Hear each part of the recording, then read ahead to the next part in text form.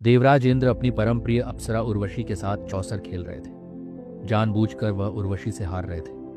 हर बार जब भी उर्वशी जीतती तो अपने बड़े बड़े काले नयनों में विजय का गर्व भरकर देवराज इंद्र की तरफ देखती। उर्वशी का इस तरह देखना देवराज को मोहित की दे रहा था। स्वर्ग में एक से बढ़कर एक रूपवती अप्सराएं थीं। सभी नृत्य और गायन कला में निपुण थीं, इतनी सुंदर कि देव, गंधर्व और मानव सभी को अपने आकर्षण पाश में बांध लें, तपस्वियों का तप भंग कर दें। लेकिन इनमें से सबसे अधिक प्रिय थी उर्वशी।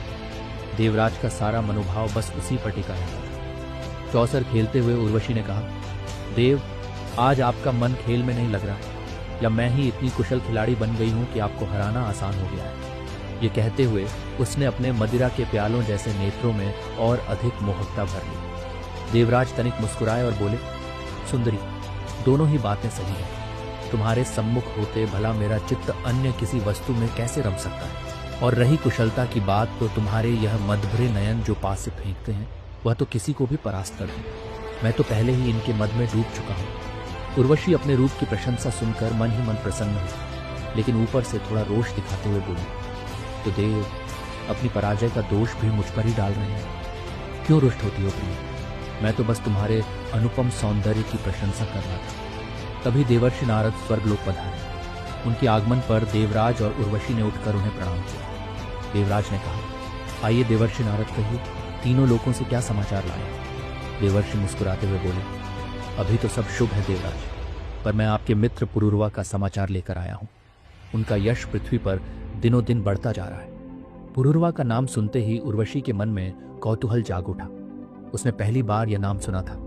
उसकी उत्सुकता को भांपते हुए देवराज बोले, सुंदरी, पुरुरवा पृथ्वी के राजा हैं। उनकी राजधानी प्रतिष्ठानपुर गंगा नदी के किनारे स्थित है। वह मेरे मित्र हैं और देवासुर संग्राम में कई बार हमारे पक्ष में युद्ध कर चुके हैं। देवर्षि नारद ने पुरुरवा के बारे में आगे कहा, पुरुरवा सिर्फ शक्तिशाली योद्धा ही नहीं, बल्कि अद्वितीय व्यक्तित्व के स्वामी हैं। उनकी भुजाओं में पर्वतों को भी चूर चूर कर देने का बल है और हृदय में दया और करुणा का सागर हिलोरे लेता है। वह न केवल न्यायप्रिय राजा हैं, बल्कि कला और संगीत के भी उपासक हैं। पुरुरवा के व्यक्तित्व का यह वर्णन सुनकर उर्वशी का मन जैसे उनके प्रति खींचने लगा। वह पुरुरवा के बारे में और जानना चाहती थी। उसकी बढ़ती रुचि देखकर देवराज के मन में ईर्ष्या जागी। वह बोले, उर्वशी, तुम तो बस वर्णन सुनकर ही मोहित हुई जा रही हो। तनिक अपने आप को संभालो। वह एक साधारण मनुष्य है और तुम स्वर्ग की अप्सरा। देवराज के इस रोष को समझते हुए उर्वशी ने मुस्कुराकर कहा, देव, यह आकर्षण नहीं, मात्र जिज्ञासा है। मैं देवर्षि से केवल उत्तर जानने का प्रयास कर रही थी। उर्वशी के इस उत्तर ने देवराज के मन को कुछ हद तक शांत कर दिया, लेकिन उर्वशी के मन में पुरुरवा की छवि अब स्थायी हो चुकी थी। वह जानती थी कि स्वर्गलोक में रहते हुए वह पुरुरवा के विषय में और जानने का प्रयास करेगी, जो देवराज को कदापि पसंद नहीं आएगा। इसलिए उसने विनम्रता से कहा, देव, अब मैं अपने कक्ष में विश्राम करना चाहती हूँ, कृपया आज्ञा दें। अपने कक्ष में पहुंचकर उर्वशी पुरुरवा के बारे में सोचने लगी। देवर्षि नारद के शब्द उसके मन में बार बार गूंज रहे थे। तभी उसकी सखी चित्रलेखा आ गई। उसे विचारों में खोया देखकर चित्रलेखा ने छेड़ते हुए कहा, यह पुरुरवा बड़ा मायावी लगता है। वहीं से तुम्हें अपने वश में कर लिया है। कहीं वह तुम्हारे हृदय पर भी साम्राज्य न स्थापित कर दे। चित्रलेखा की बात पर उर्वशी झेंपते हुए बोली, तुम कब आई और ये सब क्यों कह रही हो?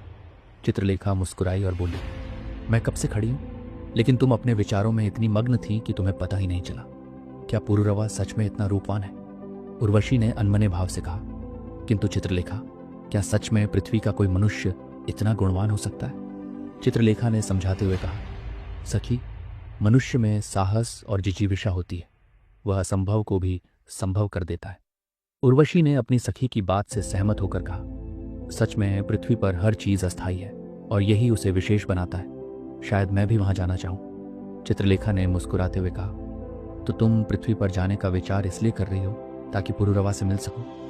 उर्वशी यह सुनकर हंस पड़ी, लेकिन उसकी हंसी में पुरुरवा के प्रति आकर्षण छुपा हुआ था। अगले भाग में उर्वशी का पृथ्वीलोक गमन और पुरुरवा से भेंट होगी।